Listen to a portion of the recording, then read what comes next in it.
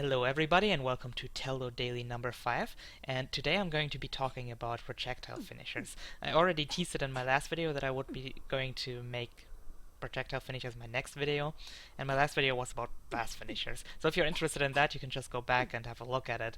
But I have to say, during my last video, I did some research and I found something really nice out. And I was wondering about this for the longest time, how it actually works. But I'm going to talk about it later, and I think it's pretty awesome.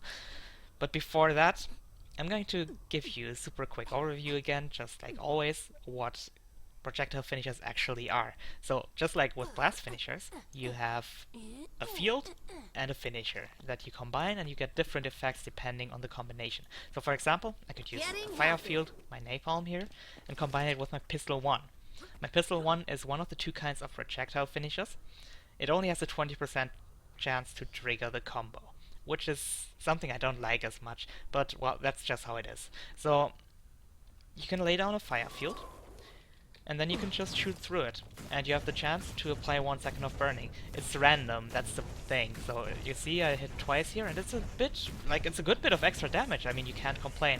You usually can't really use it effectively in combat. It just happens. That's what I always thought, at least. Like, with pistol 1, I just sometimes throw down my flamethrower 4, or I throw down this to just deal a tiny bit of extra damage, or have the chance to deal some extra damage. And, well, it's not a huge thing, but it can be useful sometimes. But there's also another combo finisher, another projectile finisher, which can be a bit more reliable. My Shield 5, for example, is a 100% finisher. Other classes have their own stuff, like I think pretty much everyone has a projectile finisher that has 100%. But the good thing about the Shield 5 is it's a boomerang effect. So I can lay down a fire field once again, and then I can throw my shield, and as you can see, oh damn, it bugged out. I can't believe this bugged out right now. Okay, it works. I can tell you that. I'm just going to show it to you in 30 seconds again. Sometimes it doesn't recognize that you throw something through a field, which is super rare. But there's also another field which does that. I mean, another finisher which does that, so I'm going to show it to you with that.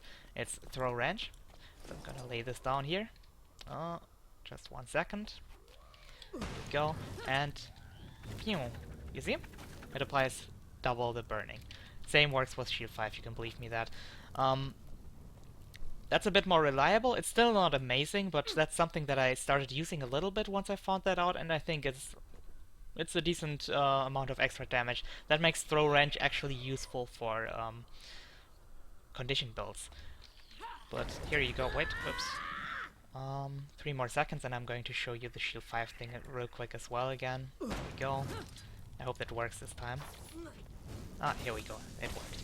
Okay, but there's one thing about projectile finishes that I was always wondering about, and I had no clue how it worked. So I'm going to show it to you guys now. So there are light fields and water fields, and if you use a projectile finisher through those, it says that you would get regeneration out of it and condition removal. Regeneration on the water field and condition removal on the light field. And I always thought you would have to hit your allies. Like, okay, so I tried to use it on this guy on range, and I was hoping that I would get regeneration myself if I would hit the combo, but that doesn't work. So I thought, okay, if an ally stands in between and he gets hit by the projectile, that the ally would get the effect. And I thought, okay, that's just really unreliable, and I'm not ever going to try to use that. But when I did some research, I actually found out that it works differently. So if you shoot the combo on this golem here, for example, there's a radius around the golem, and around the golem you will remove a condition with the light field, or you will give regeneration with the water field. And, well, with projectile finishers that have only 20% chance, it's not reliable, and I would not try to use it. But I think with something like this, like with the wrench, since it hits twice as well, it can be really good. I am pretty sure this can be used in PvE really effectively as well. So I prepared something here. I put 5 golems on one spot, okay? And I'm just going to use my F1 to make a water field for 1 second, and then I'm going to throw my wrench through those, and we'll see how much regeneration I get. Let's try this. bup, bup. See, that's like 20 seconds of regeneration just for free. And that's pretty awesome, actually. Okay, I hit 5 enemies with it, but either way, it's like a little bit of extra healing that you can get out of it, and it should not be underestimated. And if you use it with a light field, for example, wait, I'm going to show this to you real quick. You have a light field on the elixir gun. Here we go, the elixir gun 5.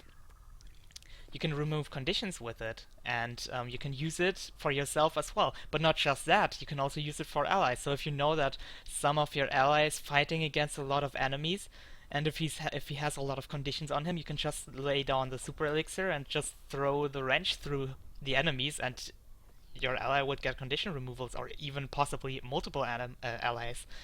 Same with the regeneration. And I think that's just really useful, and I'm happy that I found this out. I haven't had the chance to actually try it in actual PvP yet, but I think in PvE at least, I will use the regeneration combo a lot, and I will also try to use it in PvP.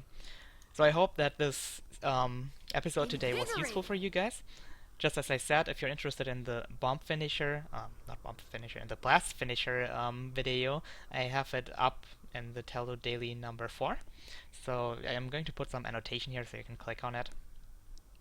And other than that, if you want to know all the combinations that you can get, I will also put it in the description below so you can see all the different combos that you can do. And yeah, I really hope you enjoyed it. Thank you very much for watching, and see you guys tomorrow.